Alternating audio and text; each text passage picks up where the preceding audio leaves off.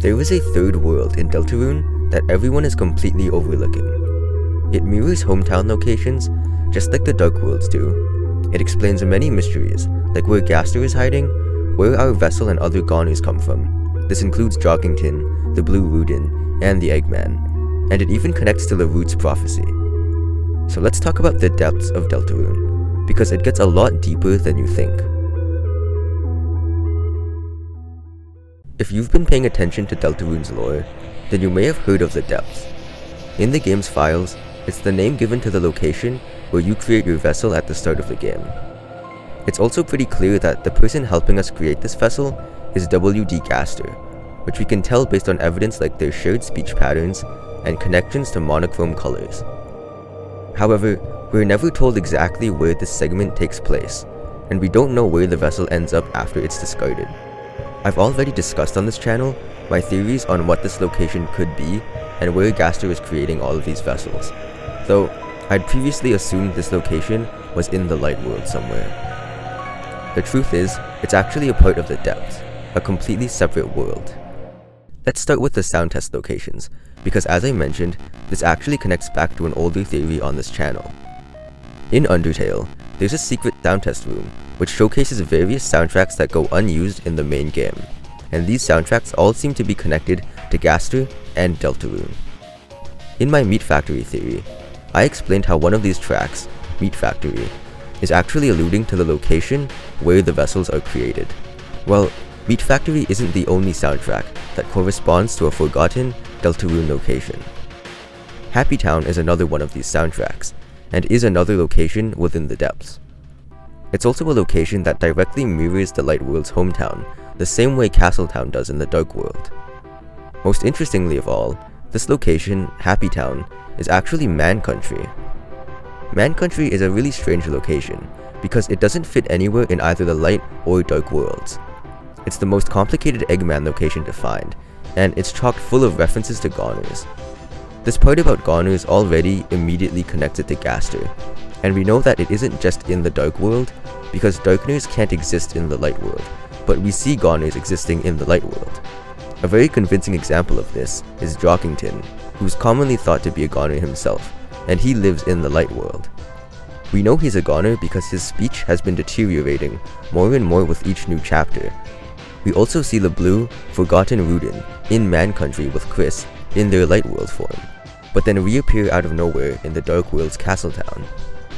Now, the reason Happy Town is actually Man Country specifically is because of the connections between their names. We know from the dialogue with the Blue Goner Rudin that Man Country is a parallel to Castletown of sorts. This is also pretty clear in how the name Man Country is essentially an alternate version of the name Player Town, which is what Castletown is renamed into. Castletown is also the Dark World's reflection of the Light World's hometown. Technically, it's just the school's supply closet, but it sort of represents hometown as a whole. It's the main Dark World, where Chris and Susie live. It's the home of Ralsei, who is a parallel to Asriel, a character who is represented most by his history in hometown. It's also just the only real town location in any Dark World so far, and every Darkener is able to live there just fine without turning into stone. So, it's pretty clear that Castletown is the main Dark World of sorts, the same way that Hometown is the main location of the Light World. Now, let's look at Happy Town. It shares the same naming scheme as Player Town and Hometown. If Happy Town or Man Country are parallel to Castletown, then by extension, Man Country or Happy Town must be the Depths' reflection of Hometown, the same exact way Castletown does in the Dark World. The Eggman, or Forgotten Man, is another interesting one. Clearly, he has Goner and Gaster connections, as he's directly featured in Man Country, and he's literally a forgotten character, which is a defining feature of Goners throughout Toby Fox games. We also see him show up in both the Light World and the Dark World, another aspect of Goners as I mentioned before. There's many theories about who this man could be, whether he's Gaster himself, someone else, even Papyrus, which is a surprisingly convincing theory, but whoever he is, he's very clearly connected to Chris. Narratively, the Eggman symbolizes something disturbing or traumatic that happened to Chris in their childhood. That's well understood. But what I want to focus on, and what is often overlooked, is where the Eggman actually is within the context of the game and its universe. Every time Chris speaks with the Eggman, they're pulled into strange new locations, completely alone too, regardless of any other party members. You might be quick to assume that these locations with the Eggman are still within the Dark World, but as I mentioned earlier, one of these Eggman locations is Man Country, where Chris is found in both their light and Dark World forms. On top of all of that, these Eggman locations are completely irrelevant to the Dark Worlds that they're accessed through, like Man Country from the TV Dark World and the mental hospital from the Church Dark World. These Eggman locations and the Dark Worlds of the same chapters are completely separate and not relevant to each other. Many of these Eggman locations also feature UI changes, which are aspects in Deltarune of a different world, like how the Light World and Dark World have completely separate UI. The way of accessing these areas are always quite strange too, often requiring very complicated steps or even breaking outside of the game in certain ways. Walking back and forth between weird rooms, or even escaping out of the battle menu, almost as if Chris is clipping out of the Dark World in some way, and that's exactly what it is. The Eggman is actually pulling Chris out of the Dark World and bringing them into the Depths, or even linking the two worlds momentarily to speak with them.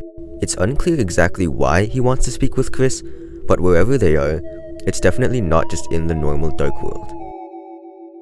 Next, let's talk about the Roots prophecy in Chapter 4. We can see that the prophecy displays a small house or building surrounded by trees. This location looks strikingly similar to the bunker. There's also something very particular about that word, roots. Roots doesn't just mean actual tree roots, but could also be referring to the origin or birthplace of something. So what's the bunker the roots of? Well, it's the Goners. We already know that the meat factory is a part of the Depths, and is where the vessels are being created. These vessels, being monochrome and forgotten corpses, are just another type of Goner. The bunker is literally the roots of the Goners, and it's the entrance to the Depths as well. It's where Gaster is currently hiding, it's the world with the meat factory and our vessel, and it's the world with Happy Town, where various other Goners are coming from. There must be many other locations within the Depths as well, which continue to mirror Light World locations. Instead of it being like Dark Worlds, where each separate location has its own world, I can imagine the Depths being more like a fully flipped version of Hometown, almost like the Upside Down from Stranger Things, and the bunker is the entrance to that world. So those are the Depths, the secret mirror to the Light World, the home to many like the Goners, the Vessel, the Eggman, and Gaster. The Depths are the third, forgotten world of Deltarune. Those are all the points I have so far to support this theory. I thought this one was really interesting, and I hope you guys do too. If you enjoyed this video and want to see more content like this, then feel free to subscribe to the channel. I'll be posting even more analysis and theory content, and occasionally other miscellaneous content as well. Anyways, that's all for today. I've been Freezy, and I will see you next time.